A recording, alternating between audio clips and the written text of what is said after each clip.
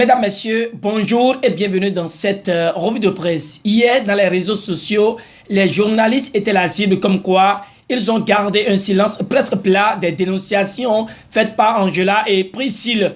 Telle une réponse, le matinal, qui est le journal à l'honneur, ce jour sur GS et Communication, aborde l'affaire harcèlement sexuel dans la presse et soulève en manchette que ces délations sont légitimes mais irresponsables. Le défi d'une génération donne cette analyse parce que pour lui, tous les journalistes au Bénin ne sont pas des prédateurs sexuels. Avant d'aborder cette information en manchette, le matinal en surmanchette a signalé que CFA au Bénin appuie le gouvernement dans la lutte contre le coronavirus. De la même manière, il est à retenir que l'ABDH fait un don en nature et en numéraire, toujours avec le matinal et les informations relatives au trafic des jeunes filles au Bénin fait surface.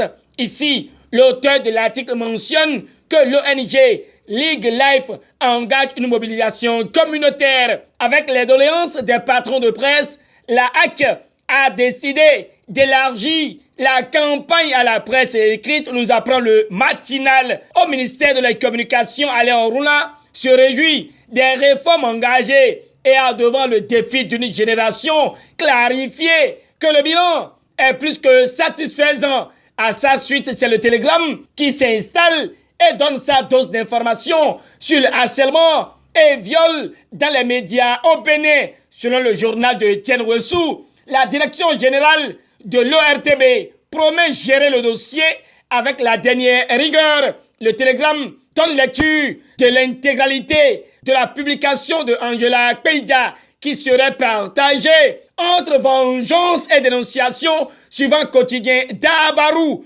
Coller la paix à Angela, s'exclame la guérite. Info Plus lui voit simplement que les jolis se déchaînent et la polémique enfle.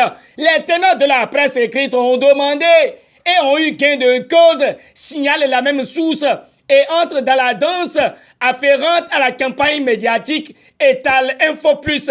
Le Télégramme clarifie à son tour qu'ils sont 50 organes de presse écrite à être intégrés. La justice pour la presse écrite mentionne Bénin intelligent, informé de la couverture médiatique des communales par la presse écrite. Matin libre note une cacophonie entre la haute autorité de l'audiovisuel et de la communication et le ministère de la Communication. À présent, c'est le soleil levant qui prend place et renseigne sur la propagation du Covid-19 au Bénin. 6 nouveaux cas de contamination enregistrés. Pourtant, le nombre total à 96 révèle le canard. Mais à la date du 3 mai 2020, la CIM de l'info signale que les chiffres sur la Covid-19 au Bénin se présentent comme suit. 96 cas confirmés, 50 guéris et 44 sous traitement. Le journal de Issaka Kochoni ne passe pas sous silence la reprise des cours prévus pour le 11 mai prochain à l'université d'Abomey-Calavi et confie que la présence des étudiants n'est pas nécessaire pour accéder aux ressources disponibles sur la plateforme. Oui, e-learning dans l'enseignement supérieur confirme Fraternité, soulevant que le Covid-19 donne une nouvelle main aux universités béninoises. Les campus de Calavi et de Parakou mise sur le numérique, conclut Fraternité. Le soleil levant revient une fois encore et nous situe sur la réouverture annoncée des écoles au Bénin. Mais les parents d'élèves posent des conditions au gouvernement, répand le journal dans ses colonnes. Ce qui étonne dans cette revue de presse est qu'un chat est testé positif au Covid-19.